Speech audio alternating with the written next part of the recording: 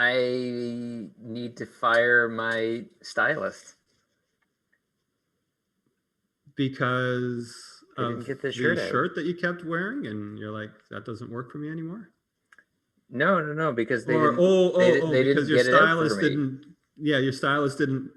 They messed up. Take a look at your agenda. Didn't make sure that this is what's happening today. And when you got dressed in the morning, when you're, putting all the things around like they do in the olden days, they picked out the wrong set of clothes. Oh, okay, gotcha. Unacceptable. Okay. Well, speaking of unacceptable, have I told you the Bigfoot joke? I don't believe so, Brent.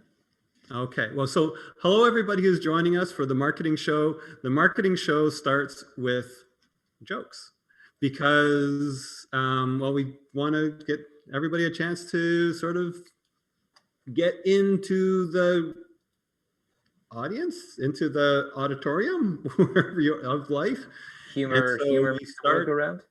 Yeah, yes, into the universe of our show. And so we start at 11:11. That's when the show will start. For those of you who are new, welcome. And to sort of pass the time at the beginning, sometimes I tell a joke. And I have one for you. I'm listening. And I think I might have told this one before, but you don't remember me telling a Bigfoot joke. No, it's like amnesia. Okay. It's like Memento. Right. So here it is. Bigfoot is sometimes confused with Sasquatch, yet he never complains. I thought we were going in the squash direction there, but then the Yeti came out of left field, and I was like, "Oh, you got it." Yeah, boom. Geez, that's how we do a marketing show, because that way we're going to take the bar, and the bar is going to go down, low, keep going, and then we're going to limbo underneath that bar and say, "Poo-doo! Here's our marketing show. Isn't it wonderful?" We'll say it's only up from here. It can only rise from here. This in politics, right? It's all about setting the expectations as low as possible. So then when you exceed them, people are like, "Oh my gosh, he spoke intelligently." That's, yeah. Secret of the universe. Yep. Yeah. It's the secret. What's the book? Hitchhiker's Guide to the Galaxy? No, not the Hitchhiker's Guide to the Galaxy. 42. The famous book about how to influence people and make friends, or something like that. How to win friends and influence people. There you go. Yes. That's how you do it. You tell horrible jokes and then you raise the bar afterwards, above the bar that you'd set low. That's my summary of that book that I've never read. There was an alternate version of that book. Hold on. 1 second. I can get my hands on it. You can. Yeah. So, bit of a comedic legend. We have Lenny Bruce. Mm-hmm. How to talk dirty and influence people. Okay. Much better version. Much better, yes. So ours is going to be how to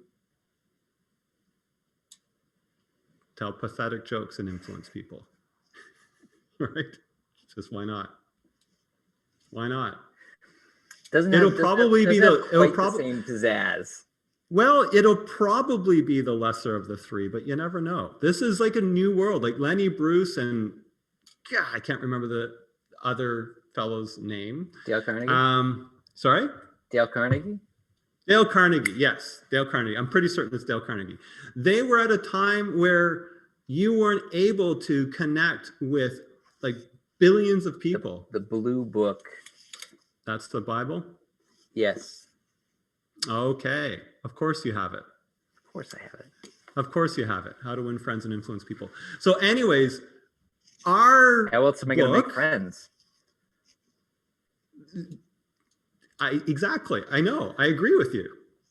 Like, we've been doing this for a year, and I'm like, he needs to really, really read this book that's You really on his need some bookshelf. friends. Again, perhaps, maybe for the 100th time. Refresher.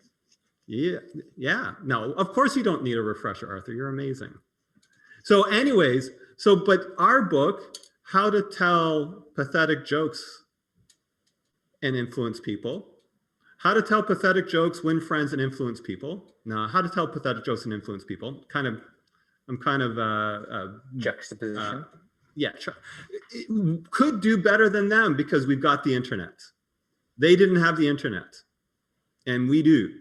So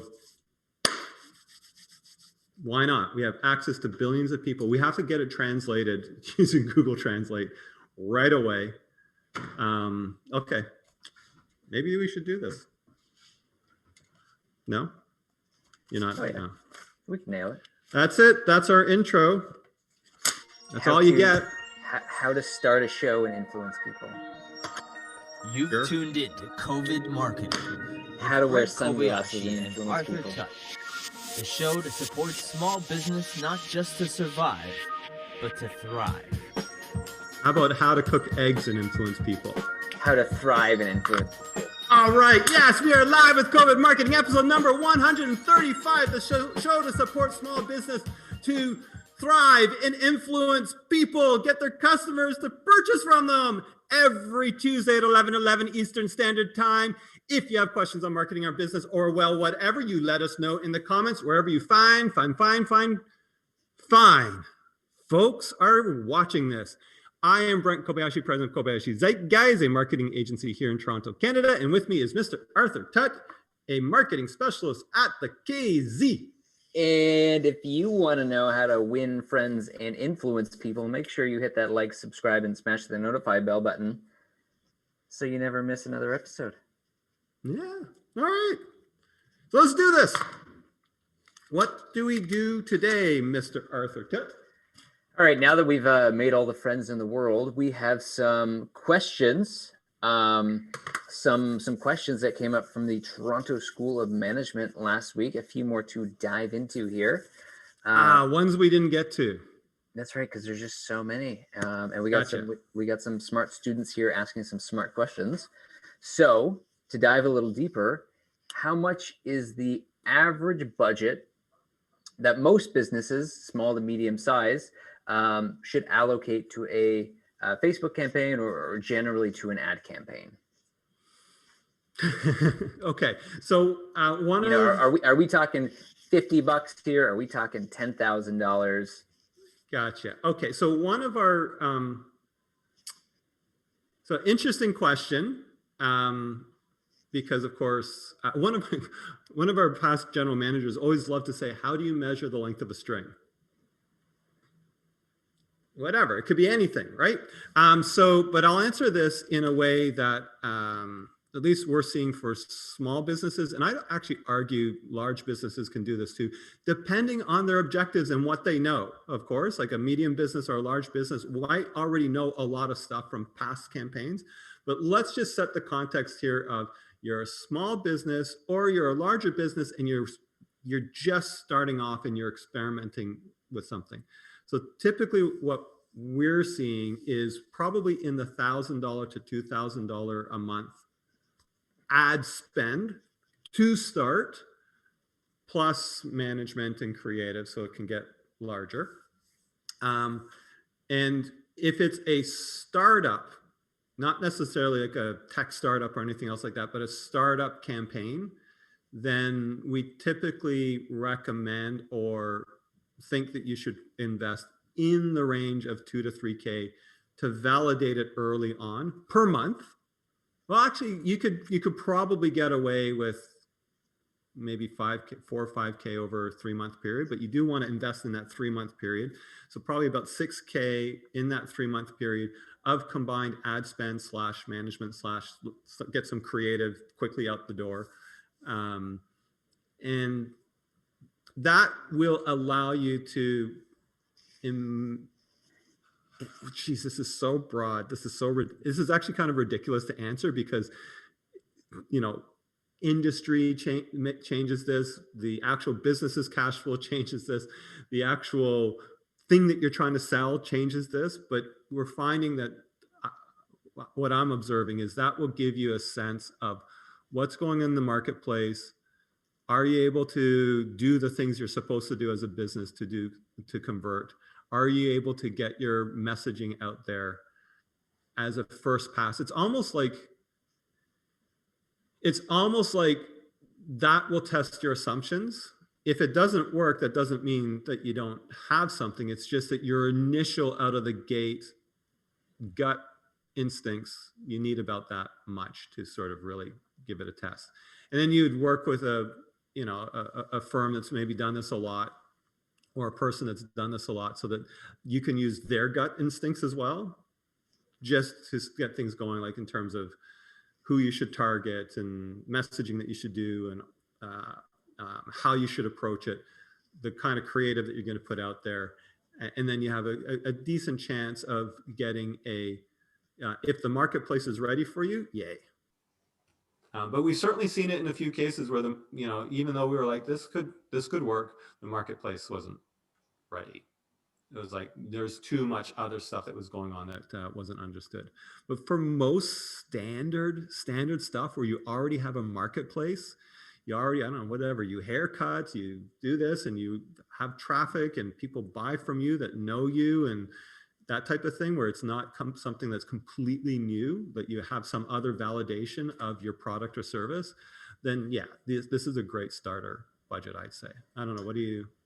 Well, so I'm just wondering here, just to, put myself in the shoes. I'm a small business owner, and I'm trying to make sure that, every dollar I spend goes as far as it can.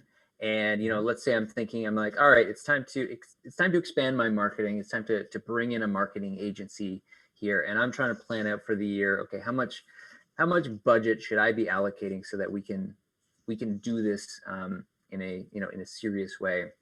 Mm-hmm. Would it be fair to say that, say over running a campaign over a 3-month period, that might look approximately, say, between like a 6 and a 10K investment total, everything, yeah, management? So I'm glad you asked that question, because these are two separate things: budget for the year and what I will do an initial part of that budget. So when you talk about budget for the year, you really need to think in terms of your business, what you actually want to achieve. Do I want to achieve 100K, 200K, 300K in sales, whatever that is? And then you take that percentage down and you say, okay, therefore I'm going to budget 50, 60K. And then when you budget 50, 60K, you have to be honest with yourself. What return do I need for that to make sense?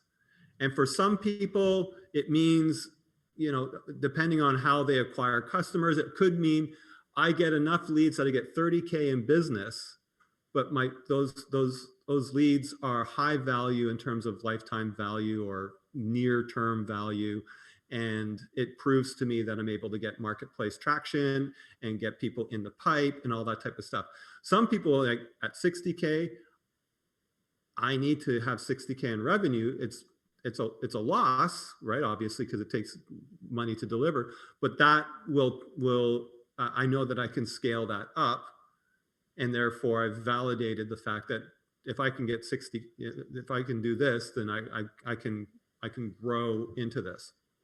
Similar to the first one. Some people, like, if I spend 60K, I need to have $1 million in revenue, because that's my margin.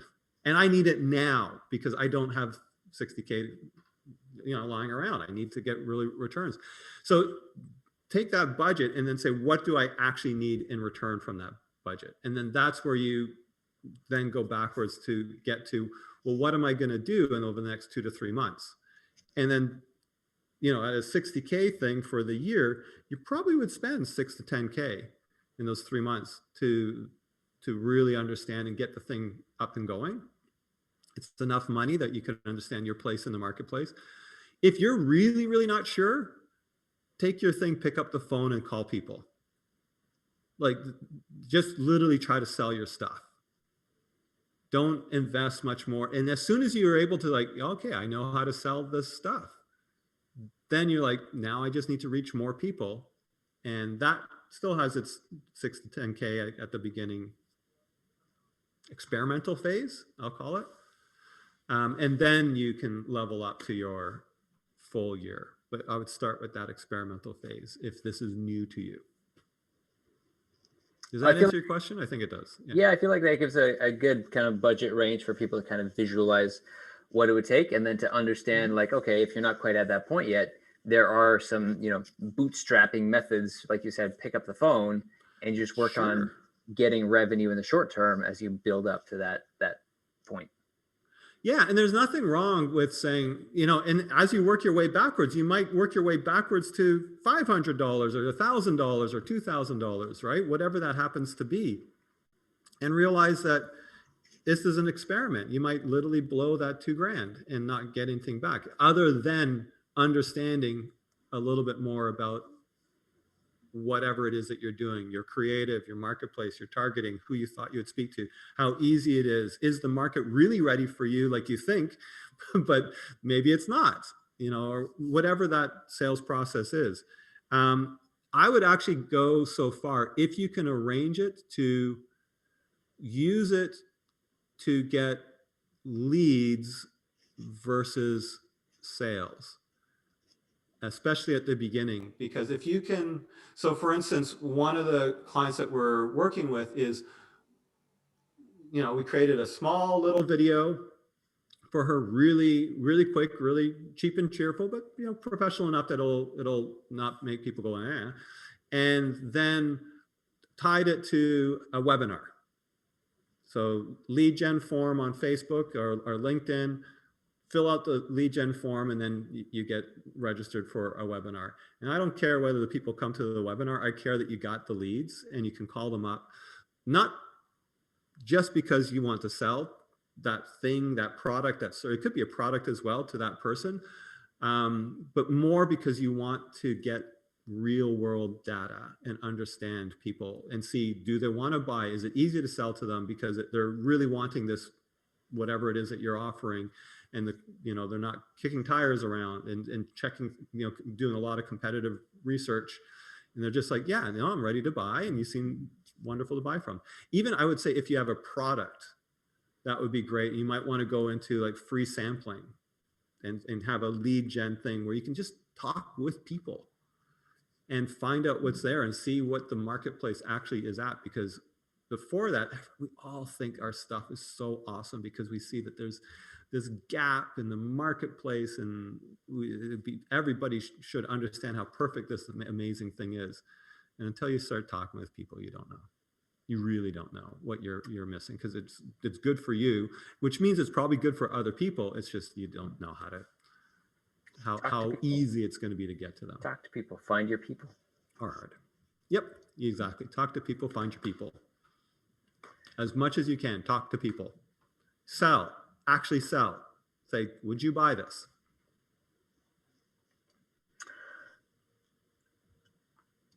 One more follow-up point, Okay. just in terms of budget here. So one, I guess, kind of more technical point is, so what I'll say first of all, one of the things that I really like about platforms like Facebook, like Google, is if you decide, hey, my budget's $1 a day, technically you can do that. However, something to keep in mind is that Facebook is an algorithm in terms of, it's trying to match a lot of different people in terms of, like, what are their interests? What are their demographics? Like, who are they? What are they trying to do right now? It's trying to match all that up with your ad targeting. And what we found from experience is the algorithm tends to perform better when it has a certain minimum level of budget behind it, so that it can actually find the right people. And typically we find that with a $20 per day is kind of the line. You can run a campaign less than $20 a day of ad spend, but that typically performance and result increases above $20 a day. So would recommend that as a minimum to work with. Yes. Can you hear the nunu that's just out the door here? The what? The nunu. Vacuum. Have you never watched the Teletubbies? You've never watched the Teletubbies? I mean, I've seen them. Okay, anyways, the nunu is a vacuum cleaner in the Teletubbies. And there's a giant, Toronto has giant noo-noos that go around. The short answer is no, I can't hear it. All right. Yes. So, and that's also one thing where people fail with Facebook advertising is they will write a post and they'll advertise it for $20 in a week. Like they'll boost it and that'll be it. Next week, they might do it again and that'll be it. And so what you really, really want to do if you want to do Facebook advertising is create an ad and then yes, do some targeting, geographic, demographic, interests, all that kind of stuff to what you think people would do that would match your client, that would match the clients that you think might want your stuff. But then put the $20 in per day, let Facebook's algorithm start to work. Yeah, that would. Now, would you just set it and forget it, or do you watch it like you might do a Google ad campaign? I'd say watch it. Ideally, if you could be in there like once a day to kind of take a quick look at what's been going on. You don't need to get quite that into it. But what are you watching for? I mean, it depends on your campaign type, but if you were running like a conversion campaign for purchases to see like, okay, are we getting purchases here? Is it working out? Gotcha. And then just because we've always got to say this, it's really important. I think one of the things that we like is you run a video view campaign, right? So like an engagement campaign with a video about your product or service, which targets right in the first half second the thing that this video is about. So right, for entrepreneurs who want to buy a car, or for people looking to have lovely flowers, or flowers for mom. You really literally hone in exactly what it's about right away, and then you go into the rest of your story. You don't tell the story over 30 seconds, even though 30 seconds seems a long time. You need to hit the real point right at the very beginning. And then so do that, gather an audience from the views and engagement, people who have watched a certain length of this, and then that's where you go into the conversion campaign from that audience. That's sort of the best part. If that's too sophisticated for you and you just want to go to the conversion campaign right away, then. So if you're watching for conversions, what are you watching for? Are you if it's not working, do you tweak it? Do you think of new ad creative? Like, what are the sort of things that you do commonly if it's not working? Depends on the time scale. I mean, if it's just had one bad day, you're like, all right, had a bad day, we'll let it keep going. If it's starting to show a consistent pattern of, it's been a week, it's been 2 weeks, and it's still not really performing, because there's always there's a push-pull here. There's a dance, right? Because on one hand, it's important to devise your strategy and say, okay, this is what we're doing. This is the ad plan. This is the ad creative, and we're going to run it, and we're going to stick with it, right? Because sometimes initially campaigns are kind of slow to take off. Sometimes it takes time to build momentum. So you don't want to get cold feet and just like change everything because things didn't go great for a day, right? You need to have the integrity and the strength of character to keep going. But at the same time, if it's also clear that, it's not working out, and, maybe the creative that you have doesn't match with the words that you're using, or just something's not working out, then you could look at, okay, could we try a new variation of this with a different photo? Could we try a new variation of this with a modified headline? Could we try a variation of this with a slightly different offer? And then, A/B test different things until you find the winning combination. Got it. I love how you just dissed everybody who's a wuss about their advertising. The strength, integrity of character. If you abandon your advertising too quickly, Arthur's like so disappointed in you. He's like, okay, maybe, I don't want you even associating with me because you obviously don't have really good dude. Anyways, I'll summarize that with look at the campaign and think about, don't panic, just think about it. Just think about your audience, like review your audience and say, anything else come to my mind? Because it's a bit of a creative process. Look at your creative and think, is there an alternative? Watch your video again and say, would I do this slightly differently? And then you can do a slightly different version of it. Look at it and think, a lot of people are clicking on it and they're going to my site, but they're not converting. What does that mean? Maybe my site needs to be improved, or maybe there's different messaging that expectations I want to set on it. Or maybe these people are in the buying process and they haven't quite converted yet, which means I still need them to see it again. That's where you could think, okay, well, maybe I should add remarketing code onto my website so that people who get to the website, I can now have a special deal that people see. And then you start trying those sorts of things. So those are those kinds of things that you start to do in that 3 months, as you start playing with it and seeing, we're able to get people to the website, but then it's not quite doing, hitting things home. That could be just a measure of time, because people are thinking about the purchase and do I really want this? And I was just kind of checking it out. It could be a measure of getting more engagement or trust for that person, which is why we like putting some code on your website that now identifies that person to Facebook, that they've reached your website.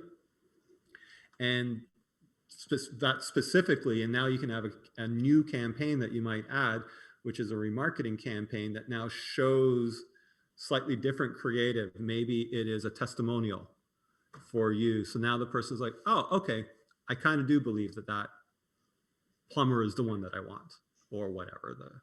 I don't know, we always go for plumbers. Plumbers is the universal. It's a great example. Yeah. Plumbers and dentists. Any last words? I guess we don't have time for question number 2 then, do we?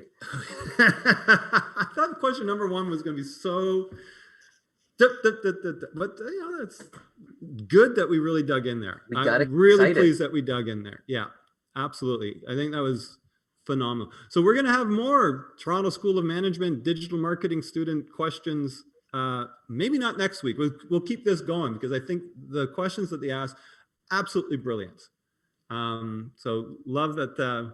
Those are our new friends. Like, you weren't there, so you didn't get to make new friends and influence people. Didn't influence anyone. You didn't influence anybody. Well, you are kind of now today, a little bit. And maybe we have some new friends. If you're a new friend, say hi. If you're an old friend, say hi. And let us know if this influenced you today. Stick with the theme. Yeah. Yep. Okay, let's do the outro. You've tuned in to COVID Marketing with Brent Kobayashi and Arthur Tutt, the show that supports small business not just to survive, but to thrive. All right, thank you very much for joining us while we answered questions.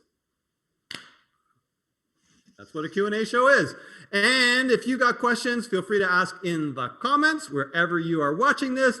On next week's show, cool stuff from the marketing world. And thank you for watching, everyone. Have yourselves a wonderful Tuesday, and we will see you next week.